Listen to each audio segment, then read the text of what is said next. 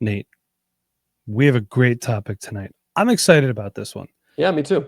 It's almost a little bit like buy sell, but not. It's a little bit different. So tonight we're taking the approach, we're looking at dynasty fades and risers. It's not just one or the other. Okay. So these are guys that are going to be ascending for any reason and descending for whatever reason. So Nate, let's get into it. Why don't you kick us off with a riser? All right. This guy is somehow the wide receiver one for his team, despite being a day 3 pick, but okay, power to him.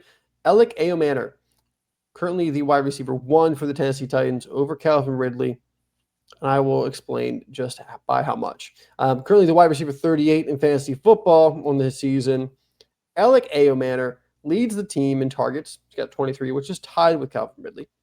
He leads the team in receptions with 12, leads the team in receiving yards with 151, leads the team in receiving touchdowns with 2, which just so happened to be the only 2 Cam Ward has ever thrown in his NFL career. Yep. Leads the team in yards per route run with 1.29, leads the team in PFF grade, leads the team in contested catch percentage, minimum of 4 targets with a 54.5%. It's called 6 out of 11. That's something that we knew he was going to be good at, is the contested catch. He's great at the catch point. Leads the team in first downs with 10, leads the team in ADOT with 14.4 yards per target, and leads the wide receivers in fantasy points. As I said, wide receiver 38. He's at 39.1 points so far in the season. The only other player that has more points than him for fantasy points is Tony Pollard, who's got 41, so just barely. So Elic Ayomanor all of a sudden is like a key component of this offense. Now, this offense isn't very good. That does need to be said, but we are 4 games into this guy's career, and he's looked really good so far. I think there's a lot of potential here with Elic Ayomanor, who we'll get into it. Still relatively cheap, but is definitely getting more expensive by the week. It doesn't offer a lot after the catch. He's got 1.9 yards after the catch per reception, but he's catching the ball. He's getting targeted a lot. A lot of first reads are going Elic Ayomanor's way. That offense is built to get him the ball right now. That's one of their playmakers. So they're giving him the ball. And remember, this guy was a good prospect coming out of college too. Unfortunately, dropped to day 3, but I thought he was a day 2 player the entire time leading up through the draft. He had an early breakout as a sophomore with 62 receptions, 1,013 yards, and 6 touchdowns. And he's also 6'2", 206 pounds, ran a 4.44. He's athletic. He was productive in college. He has all the makings of being someone that can take that step and be a true NFL wide receiver. I don't know if he's a wide receiver one. Like next year in the draft, it looks like the Titans are probably going to have a pretty high pick. Now, I don't necessarily suspect they'll take Jordan Tyson in the top 5. They might. It's a possibility. But they also might be looking at wide receivers somewhere in the beginning of the second round. I don't think Ayomanor is a guy that's going to keep them from upgrading the wide receiver room. But even if someone came in, I feel pretty confident already 4 games into his career that he could be a very competent wide receiver 2 for that team and still be very productive if Cam Ward is who we think he is. So with what we've seen already, I am buying into Ayomanor for the rest of the season. Cam Ward's got to be better. They got shut out this past week, which is actually, fun fact, the first time that Cam Ward has been shut out in his entire career, including high school and college. Wow. First time ever. So NFL hits you hard, when you get there. It's like, welcome to the NFL, rookie. But this team's got to get a little bit better on offense. And when it does, we'll continue to see Ayomanor get better. He's already almost a fringe wide receiver 3, 4 games into the season. So I think that's pretty good, especially for where you probably drafted him. Probably drafted him 4th round if your rookie drafts or something like that. So let's look at how much he costs right now. I pulled it up. Not going to get him for a 4th round pick anymore, Mike. He's going for a 2nd round pick, 2nd round, and a 4th round pick. Are you comfortable paying a 2nd round pick for Elic Ayomanor? Not right now. Not yet. Not with how I understand that he's 2nd on the team in fantasy points, but with how abysmal that team has been at scoring points, period, that's a little too rich for me. The best I could do is staggered thirds as of right now that I Okay. Yeah, I would do 2/3. I do agree. A 2nd is like, I get it. I get holding out for a 2nd if you got him, because at this point, you're excited enough about him that you really shouldn't let him go for more than a 2nd. 2/3 is probably like really fair value, but I understand you don't want to let him go for less than a 2nd. How about Ja'Cory Crosskey-Merritt? Yeah, so when I saw you had this on here, I brought up Ja'Cory Crosskey-Merritt, and he had that explosive week 1, and everyone thought this is it. Since then, week 2, 4 carries, 17 yards, no receptions. Week 3, 8 for 26. He did have a touchdown, 1 catch for 5 yards. And then this past game against Atlanta, which they lost, by the way, 7 carries, 47 yards, 2 receptions, 10 yards, no touchdowns. So without Jaden Daniels in the lineup, it's not looking good for the Commanders offense, although they did score 27 points. We don't really know what that backfield split's going to look like. I think I saw Jeremy McNichols get in there. Chris Rodriguez has been getting some run. He had a big run. With depending on when you drafted Corey Kreisky Merritt and where, plus with the shelf life of wide receivers, I would be okay with this trade. This is also a trade that you could be okay with right now. Could bite you in the ass week 10. Definitely could. Definitely could. How about Cam Scatterbo and Elic Ayomanor? Or would you rather have the Dalton Kincaid and Quentin Johnston side? I'll take the Dalton Kincaid and Quentin Johnston side. I will as well. Yeah, I mean, Quentin Johnston, man, he's got me convinced at this point. I was watching we'll talk about it a little bit later. Yeah, I was watching a Bills game earlier this season, and they kept throwing it to Dalton Kincaid instead of my guy up there, Khalil Shakir. So wasn't too happy about that. But Dalton Kincaid is currently tight end 6 on the season, averaging 12.5 fantasy points per game. Quentin Johnston's wide receiver 4. So who is making this trade? I'm always team no veto, but hey, they like Cam Scatterbo, who, let's be honest, had a really good week last week and looks like he's going to be the main guy there. So I think that's where a lot of this value is coming from on the other side. Tyrone Tracy looked like he'd be the main guy going forward last year at the end of the season too. Hey, don't tell Zach that. I'm just saying, day 3 draft picks, they don't have a tendency to stick around unless they're really going above and beyond. Yeah, I know. Wow, hey, Mike, you sound just like me. I do want to say real quick, you should be taking a victory lap because right before the season started, you said, go get Elic Ayomanor now, Elic, however you say it, and people should have listened to you. But anyway, keep going. You got 2 more here. David Njoku, straight up. Yeah, that Cleveland offense, which I'll be talking about in a minute, not looking so good. Okay. I'd make that move too, especially Harold Fannin actually ran more routes than David Njoku this past week. Yeah, they want Fannin involved. They do. And then last trade I got here, Josh Palmer in a second. Basically, you're paying a second with a throw-in player.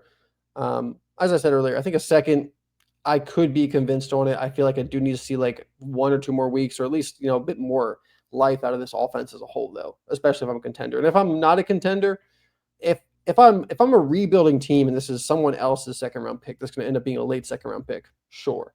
Yeah. But if I'm a rebuilding team, I'm certainly not moving my early second for Ayomanor just yet. And if I'm a rebuilding team, I'm probably not buying Elic Ayomanor anyway. I want to keep those draft picks and see where things fall. So also, it's week 4 going into week 5. Let's not panic and say you're that yet. So give me a couple more weeks and then we can make that assessment. All right. Well, Mark, you have an assessment already for the Cleveland Browns offense, don't you? Yeah. Speaking of rebuilding teams, the Cleveland Browns are at it again. I got to say, I empathize with Browns fans because I was an Eagles fan in the mid-90s. Wasn't looking good, but they could dig us out of it. Browns can too, maybe. Yeah. My fade is Jerry Jeudy. Check this out on the season. 4 games, they're playing all 4, 13 catches, 182 yards, and 0 touchdowns. Now, there are some slight parallels. Through the first 4 games of last season, 18 receptions, so 5 more, 197 yards, 15 more, but he did have 1 touchdown. He was averaging 10.9 fantasy points per game. So that's still very serviceable as a wide receiver 3, as a flex, even if it's a wide receiver 2, but you're stacked everywhere else. That is a serviceable wide receiver. He did end up finishing as wide receiver 13, averaging 14.2 fantasy points per game. He did have his first career 1,000-yard season last year as well, 90 catches, 1,229 yards, and only 4 touchdowns. Jerry Jeudy's never been a huge touchdown scorer in his career, unfortunately. Unfortunately as well, he's currently wide receiver 56, averaging 7.8 fantasy points per game. Now, the first 4 games last year were with Deshaun Watson, who right now is looking like an upgrade over the combination of Joe Flacco and Dylan Gabriel. Can't believe I said that. Also, Nate, the Cleveland Browns have only scored 17 points once this season. And by the way, they did lose that game. Man. Their win was a 13-10 match versus Green Bay. And if you remember, there was like some weird last second field goal BS. So your hope right now, he's to hold until he's a solid game. Sell high as possible. It's hard right now. There are not many pieces of the Cleveland Brown offense I want. That's limited to Quinshon Judkins and Harold Fannin right now. That's about it. And even if that's the case, they're on the bench. They're chilling. They might even be on my taxi squad. But Nate, what does it cost to either get or move on from Jeudy, whatever you are inclined to do? Saw one. My trades courtesy of fantasycalc.com. Yours are courtesy of Dynasty Daddy, correct? Yes, they are. There you go. So you can look these up. They happen. We didn't make these trades. You guys did. DeAndre Swift, straight up. Give me Swift. Yep. I'm going to stick with Swift. Yeah. There's a lot of talks about him possibly getting traded or moved on from after this year. The Bears, hey, whatever. DeAndre Swift will still have a serviceable role somewhere in the NFL. Till then, ride him out. DeAndre Swift, his entire career, has been at least a top 24 running back. Yeah. And you're going to get more. And everyone hates him. Ridiculous. Productive. Cedric Tillman and a 26th third for Jeudy, which Tillman, by the way, just went on IR today with a hamstring injury. But on the season, 11 catches, 106 yards, 2 touchdowns. He's wide receiver 50, averaging 8.4 fantasy points per game. That is 0.6 better than Jerry Jeudy. Nate, what do you think of this? Give me Jeudy. Okay. I've never been a big Cedric Tillman fan. Yeah. Yeah, he's spotty. And the last one, Jerry Jeudy and a 26th fourth for a 26 second and a 27 third. If I'm a contending team, I'm keeping Jeudy and hoping for something to, get some life. If I'm a rebuilding team, I think the days of getting a first round pick for Jerry Jeudy are probably past. I think so. This is a good out. Yeah. And if I'm a contending team, I want to move Jeudy, I'm going to want something that's going to give me a more instant return than the draft pick package, for sure. Probably. All right, Nate, you got a fade for us? I do. Technically, I think you had a fade for us, and you asked me to do it. So here I am talking about Lad McConkey. All right. So first of all, the reason I did that is because you were big time Lad McConkey. I never was the biggest Lad fan, but I figured he hasn't been playing the way we want him to, so you should talk about him. I always reserve my right to change my mind on players. I was huge on Lad McConkey going into his rookie season. Proved me right. Love it. This offseason, I believe I said on this show sometime in the summer, I'm fading Lad McConkey going into the season because, which, check, I was right on that one. But I will say, I have to be honest here, I was fading Lad McConkey because I didn't think that the Chargers would throw the ball a lot. Meanwhile, they're out there like top 10 in pass attempts right now. So I was right for the wrong reason, but I was still right, which counts. But how right am I? Let's look at the numbers. I went ahead and broke it down because I am curious. I have a lot of Lad McConkey on my teams. What is going on here? What is the discrepancy? Because Quentin Johnston right now, wide receiver 4 in fantasy football. Keenan Allen, who they signed like 3 days before the first game of the season, wide receiver 9. How is Lad McConkey the wide receiver 51? That is crazy. Such a wide gap. All right, let's break it down. So here are the stats, okay? Lad McConkey, 16 receptions, 174 yards, 0 touchdowns on 27 targets, okay? He has the least amount of targets of these 3, but it's not that far off. Quentin Johnston, 22 receptions, 337 yards, 4 touchdowns on 37 targets, so 10 more targets than Lad. Keenan Allen, 24 receptions. So Keenan Allen has the most receptions. Quentin Johnston has the most yards and touchdowns. Keenan Allen, 24 receptions, 231 yards, 3 touchdowns on 35 targets. So similar targets between Quentin Johnston and Keenan Allen, 37, 35. Lad McConkey has 27. So Lad, stats are not as good. Doesn't have any touchdowns, number 1. Also seeing less targets. Percentage of receptions to targets, pretty similar to the other guys, just isn't getting as many targets. What's going on there? All right. Lad McConkey's got an 18.5% target share. Quentin Johnston at 25.3. Keenan Allen at 24. Now, Lad McConkey was at 24.5 last year. So what he was getting last year is what Keenan Allen's getting this year is about what Quentin Johnston's getting this year. Quentin Johnston getting a little bit more, about 25.3. And Lad's down to 18.5. So he's gone down, a full 6 percentage points there. Now, I was trying to figure out, okay, is it just a design? Like, what about first read targets? So I went over to Player Profiler. They have first read targets per game over there.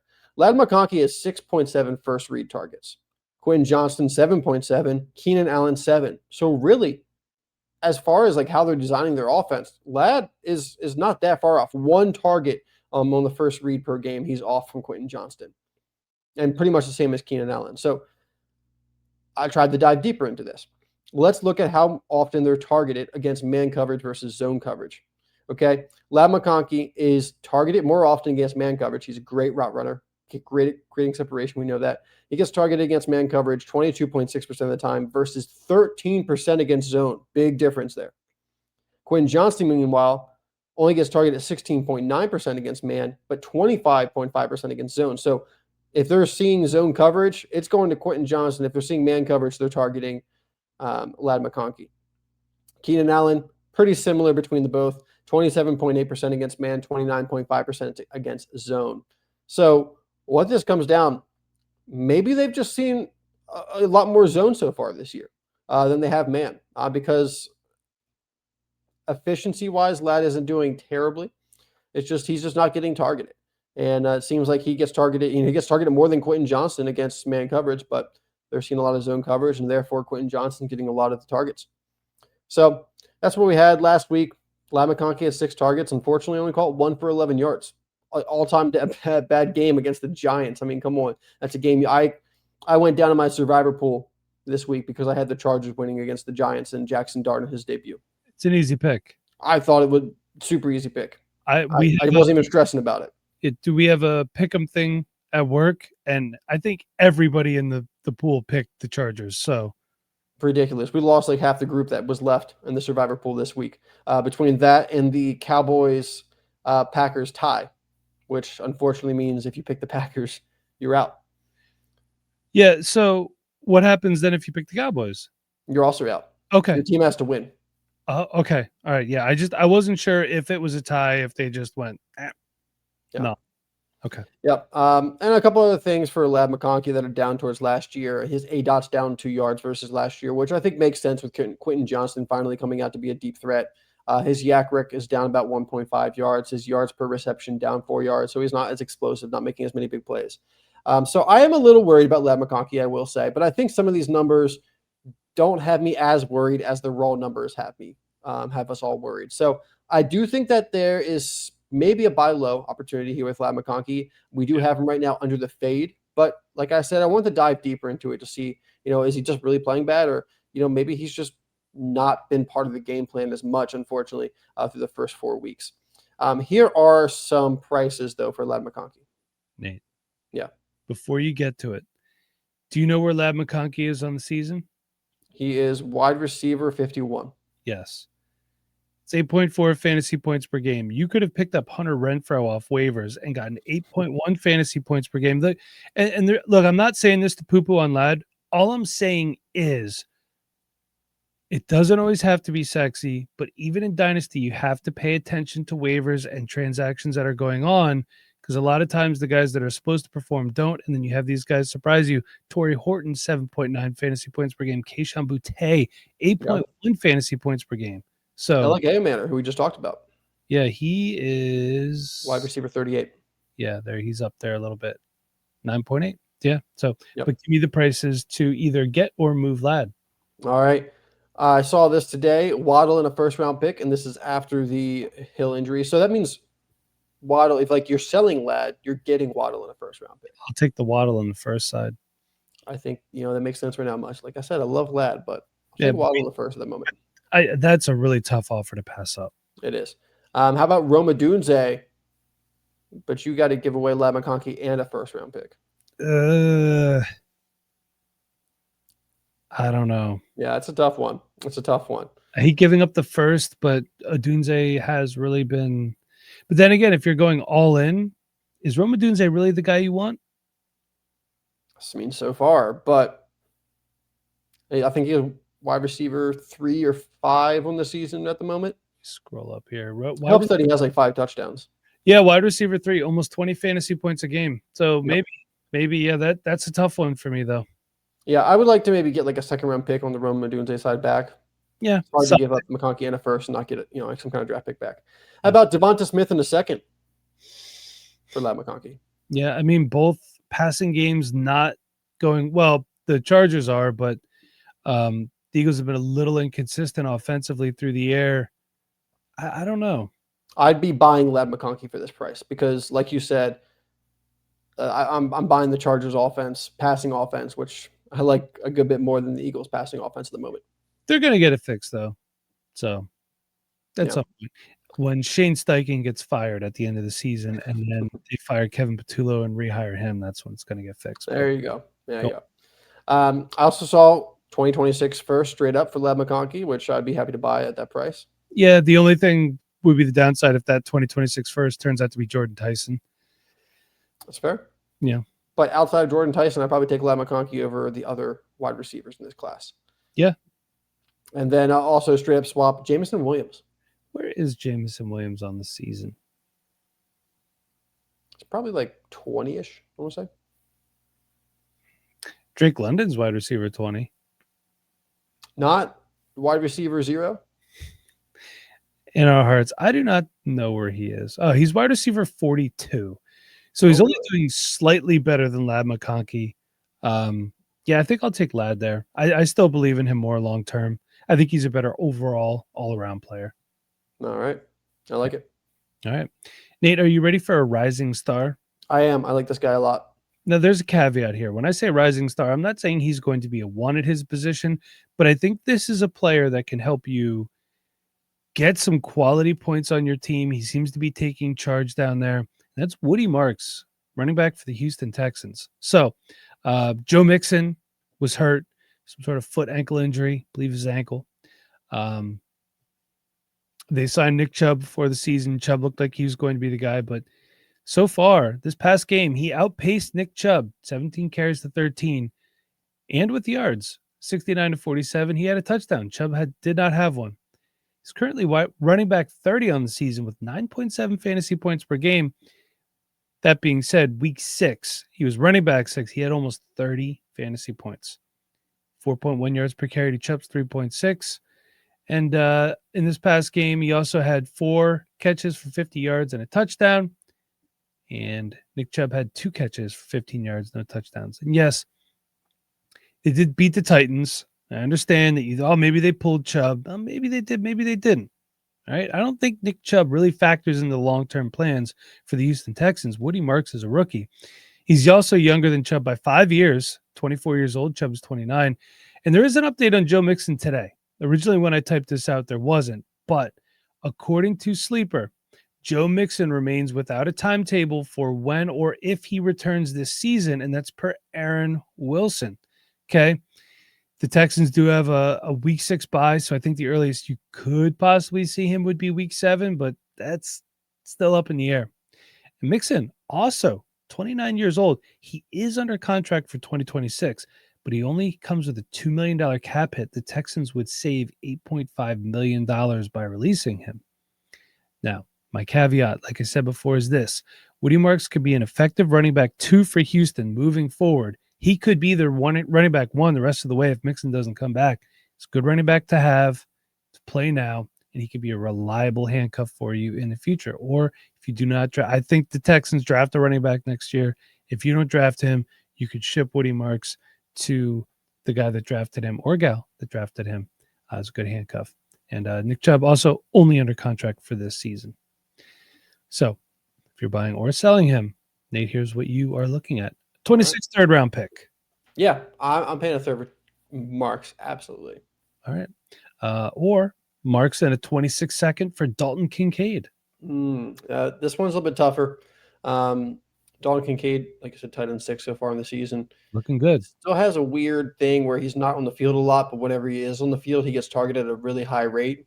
Yeah, get Dawson Knox out of there. So I think it's going to depend. Like if I really need a running back and I have some tight end depth, I'd make this move. But in a vacuum, I probably lean Dalton Kincaid still.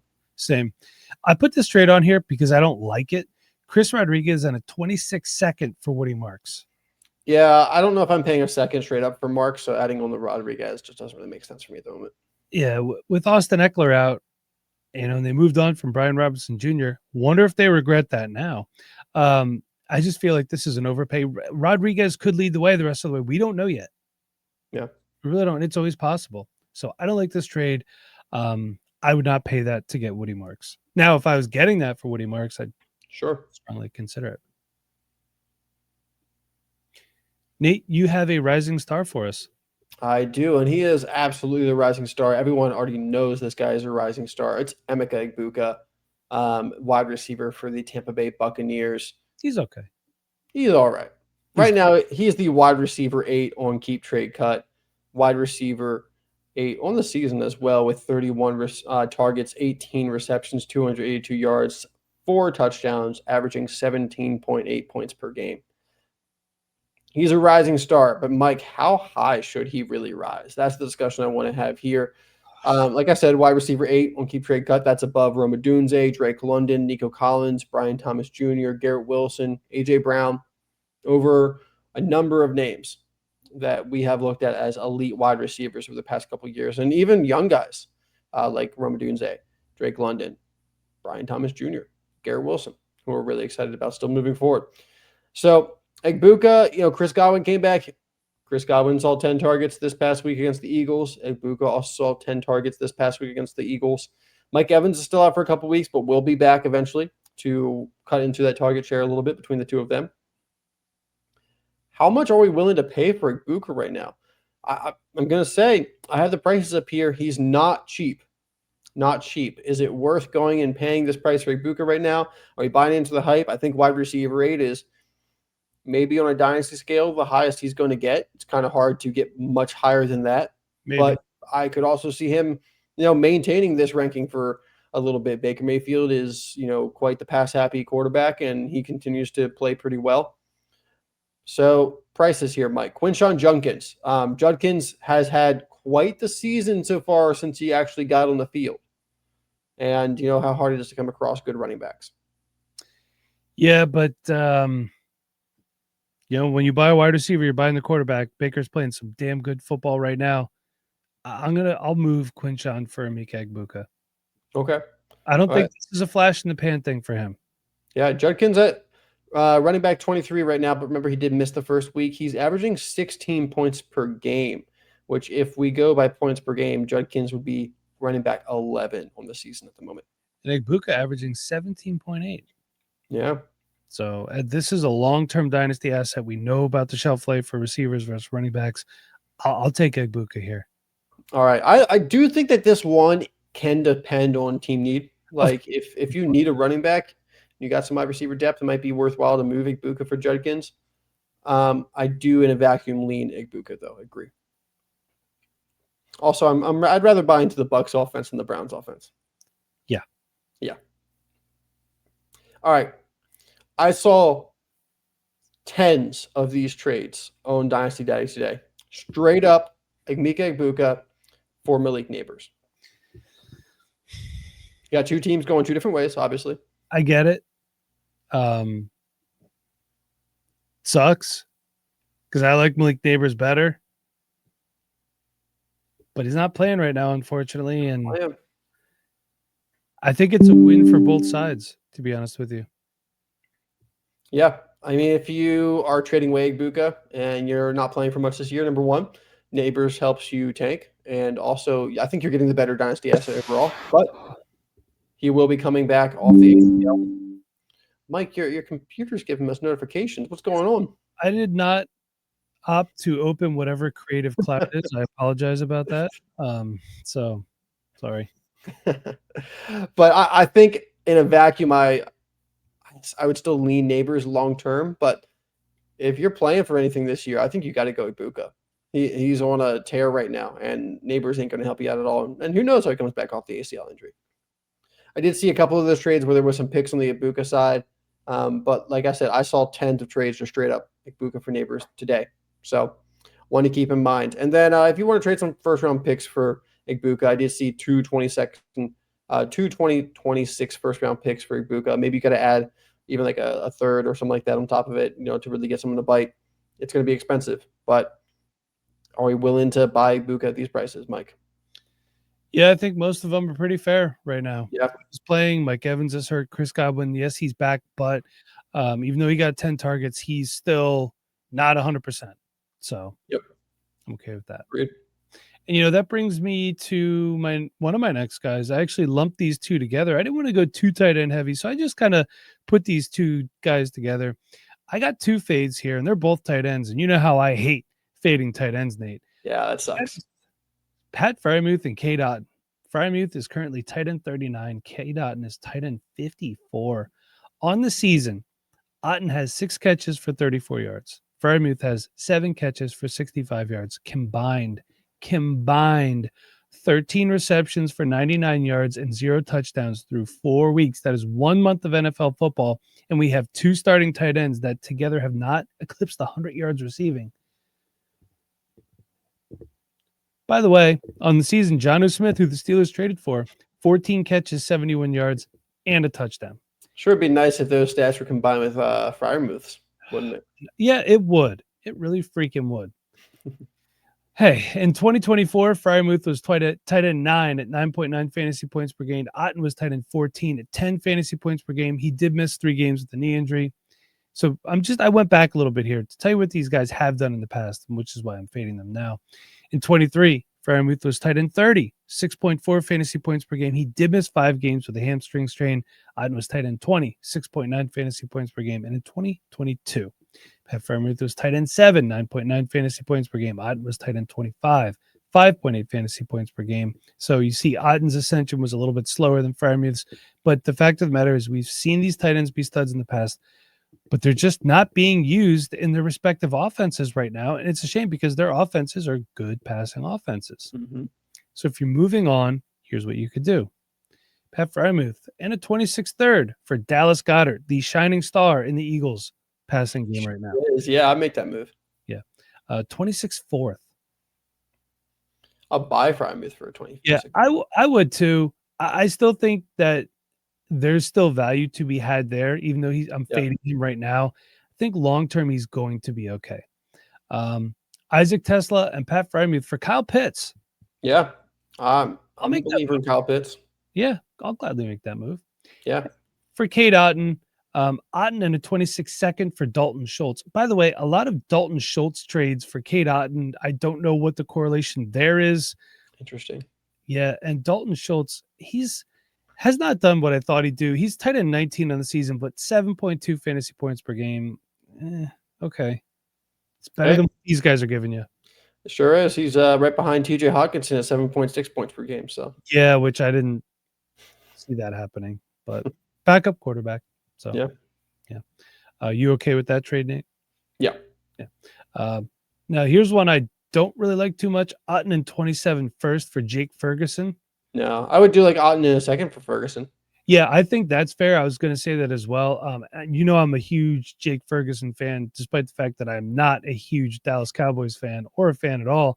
But I think that's just a bit much. And then AJ Barner straight up for Cade Otton. Hey, AJ Barner, we were just talking about Dalton Schultz at tight end 19, tight end 20 is AJ Barner. Got 2 touchdowns on the season. Touchdown, 7 receptions, 81 yards. I don't know how sustainable that is. He's obviously propped up by the touchdowns. I'd keep Cade Otton and hope that he gets back into the passing offense.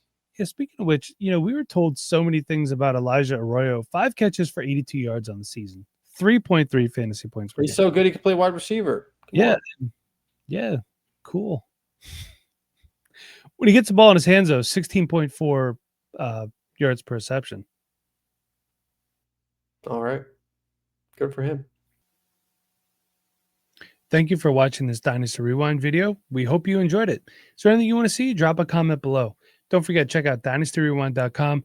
Rankings, articles, link to merch. Not wearing any now. Not a great salesman, am I? But we're always happy when you're here. Leave a comment. Leave a like. Make sure you share. Make sure you subscribe. We'll see you next time.